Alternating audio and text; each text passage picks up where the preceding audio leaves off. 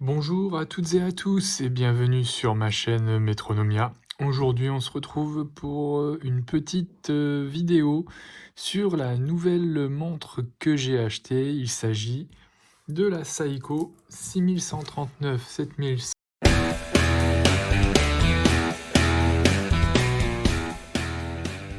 plus connue sous le nom de Dark Vador Helmet, puisque sa forme de boîtier fait penser au casque de Dark Vador. Il s'agit d'une montre chronographe. Voilà, quand on appuie sur le bouton, le chronographe se lance.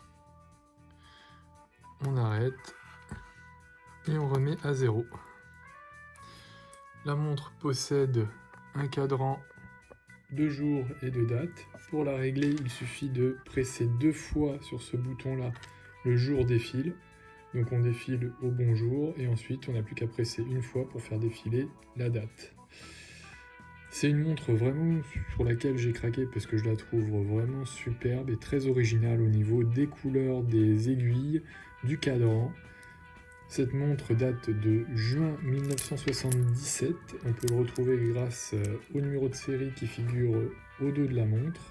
Chez Seiko, c'est vraiment pratique ça, parce qu'on arrive à avoir une traçabilité assez précise de quand a été manufacturée la montre. Voilà, donc c'est une montre qui a aujourd'hui 47 ans, quelque chose comme ça, et qui fonctionne très bien, puisque alors le contexte dans lequel je l'ai acheté donc sur Chrono 24 à un collectionneur espagnol. Pour rappel, surtout faites très attention quand vous achetez des montres d'occasion, puisque comme disent souvent Edouard et les autres, démontrez-vous, on n'achète pas la montre, on achète le vendeur. Alors moi, avant d'acheter la montre, j'ai posé énormément de questions au vendeur. Je lui ai demandé de m'envoyer une vidéo sur WhatsApp pour prouver que la montre fonctionnait bien, ce qu'il a fait. Et du coup, ça m'a rassuré et c'est pour ça que je l'ai prise. Alors quand je l'ai reçue, elle était en très bon état. Évidemment, le boîtier est parfaitement propre. Il y a quelques micro-rayures, mais vraiment, elle est presque pour son âge. J'ai envie de dire, on dirait qu'elle sort de la boîte neuve, quoi. Vraiment, elle est superbe.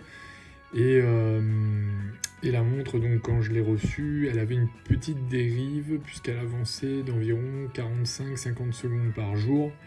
Donc bon, j'ai dévissé le boîtier, j'ai fait mes réglages et aujourd'hui j'ai réussi à la régler à à moins 10 secondes jour, ce qui est largement acceptable pour une montre de cette date-là.